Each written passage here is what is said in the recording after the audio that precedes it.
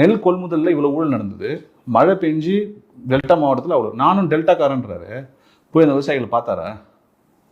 அந்த விவசாயிகள் வந்து தண்ணியில் வந்து கிட்டத்தட்ட 2 லட்சம் ஹெக்டர் வந்து சம்பா மற்றும் குருவை ரெண்டுமே சேர்ந்து தண்ணியில் போச்சு. போய் பார்த்தாரு.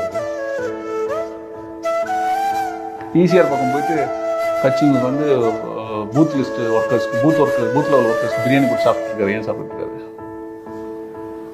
ஏன் உங்களால் தஞ்சாவூர் டெல்டா மாவட்டம் போக முடியல? பெருமை பீத்திக்கிறீங்க டெல்டா.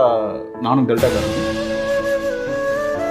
விவசாயிகள் கஷ்டம்னா என்னன்னு தெரியுமா? அந்த முதலமைச்சருக்கு விவசாயிகள் வந்து தங்கள் விளைச்சலுக்கு வந்து தேவையான விலை கிட்டத்தட்ட நெல் கொள்முதல் பார்த்தீங்கன்னா 2500 ரூபா கொடுக்குறாங்கன்னு வச்சுக்கோங்க.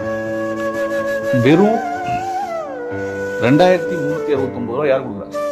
331 இவங்க கொடுக்குறாங்க, மத்திய அரசு. 131 ரூபா தான் யார் கொடுக்குறா? மாநில அரசு கொடுக்குது. அதையும் தூக்க முடியாம தூக்கி ரொம்ப கஷ்டப்பட்டு கொடுக்குறாங்க. மற்ற மாநிலங்கள்லாம் எவ்வளோ? 3300 ரூபா, 3200 ரூபா. நீங்க என்ன பண்றீங்க? சென்ற ஆட்சி இருந்தப்பயே 50 ரூபா கொடுத்துட்டாங்க, மீதி 81 ரூபா தான் இவங்க கொடுத்துருக்காங்க. எப்ப நீங்க என்ன பண்ணணும்? இப்ப விவசாயிகளோட விலை பொருளுக்கு அவங்களுக்கு தேவையான லாபம் வர்ற அளவுக்கு தான் நீங்க கூட்டி மினிமம் சப்போர்ட் பிரைஸ் கொடுக்கணும். அதுக்கெல்லாம் என்ன பண்ற விவசாயத்துறை அமைச்சர் என்ன பண்ணிருக்காங்க? இன்னைக்கு இருக்கிற இளைஞர்கள் இந்த அமைச்சர்களை பார்த்து என்ன கத்துப்பாங்க? இன்னைக்கு இருக்கிற அமைச்சர்களுடைய ஊழல் குற்றச்சாட்டுகளை பற்றி படிப்பாங்களா? இந்த அமைச்சர்களுடைய வந்து அமைச்சு திறனை பத்தி படிப்பாங்களா?